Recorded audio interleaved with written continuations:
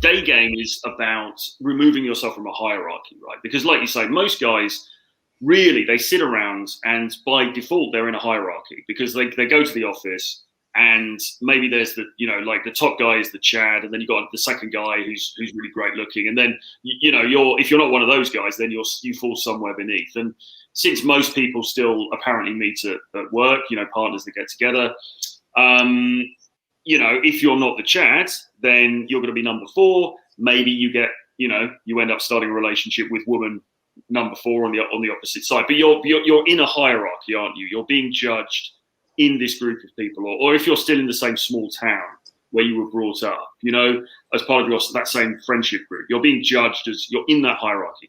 And day game, it seems to me, just completely blows that apart. Because then you can get on a plane when we used to be able to get on planes. You can go to New York City and you can just talk to some random, you know, and you might end up having a conversation with, you know, a Persian princess or something like this in the street. And it just completely blows everything open. And I find that fascinating.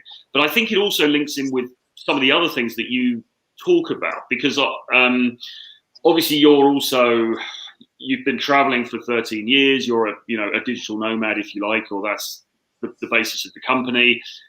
This is also something that you talk about, and it seems to me there's a sort of a correlation between creating connections through day game and the way that globally you can create connections and just build this amazing life for yourself with a bit of initiative that people wouldn't have been able to do probably, you know, 10, 15, 25 years ago, right? Yeah, I mean, there are systemic limitations to certain environments. And so when a guy is trying to, you know, do this study, he does need to look at the environment that he exists in, because there are places where it's really difficult, or where the quality of women is very low, or the amount of them is very low. And there are places where it's much easier and there's way more women and way more hot girls. Yeah.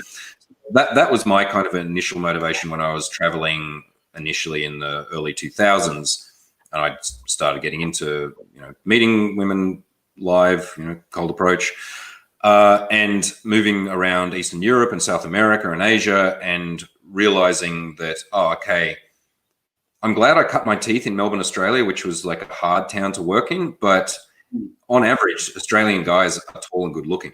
The women on average are from British stock, no offense, man. You know what I mean? Or the convict stock. They're quite sophisticated and funny. Like, I mean, I like Aussie girls as friends, but certainly not the hottest girls out there.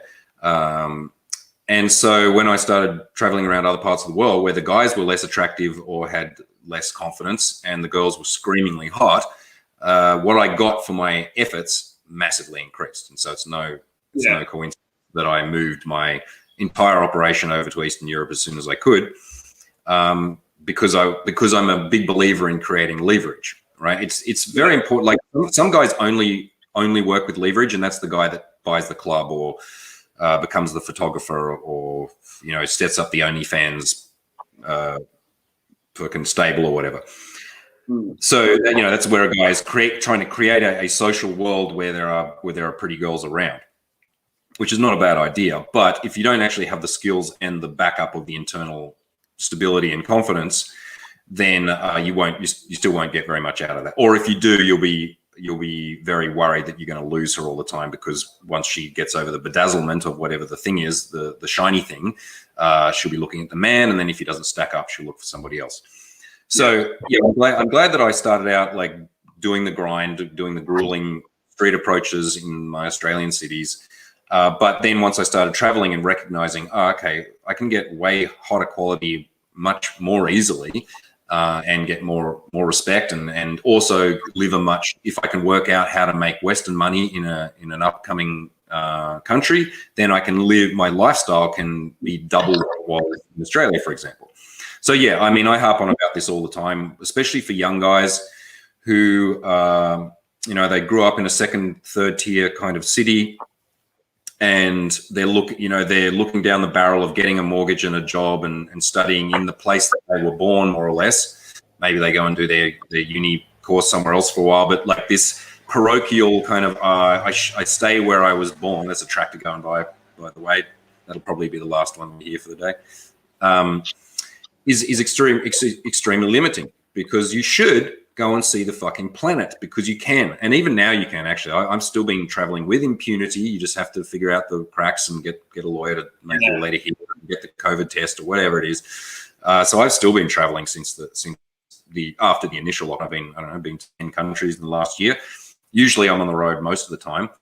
And I'm always encouraging guys through my Lifestyle Design Academy or my private clients to go and hit the road, because there are so many advantages to that, not just the women, but in terms of your own personal growth, in terms of taking yourself out, because you're a puzzle piece, and the puzzle around you is your society, man, your parents, the general zeitgeist that you live within, the beliefs, the values, everything is kind of set around you, and so people tend to fit that mold. But when you take yourself out of that puzzle and throw yourself over in India or Kiev or fucking Colombia or somewhere else, then you get to find out what you're like when you're not around people telling you how you have to be, or even if they're not telling you the subtle influences of conditioning.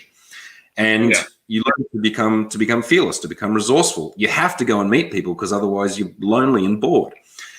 So yeah, I'm a big advocate, especially for young guys, of taking a year off, hitting the road to go and learn about themselves and women and spirituality and the planet and different people, because it makes you more interesting, more resilient, more flexible, and you get laid more.